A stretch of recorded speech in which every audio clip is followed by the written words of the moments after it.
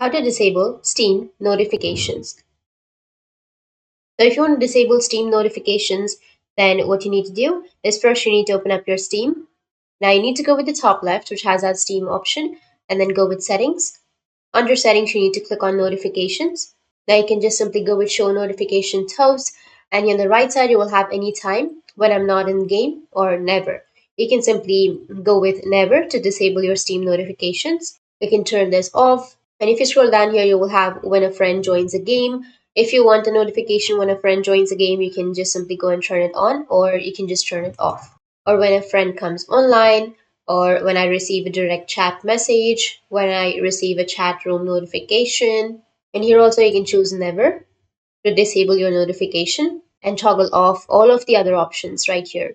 So that's how you can disable your Steam notifications. And if you have any questions, feel free to comment below. Thanks for watching.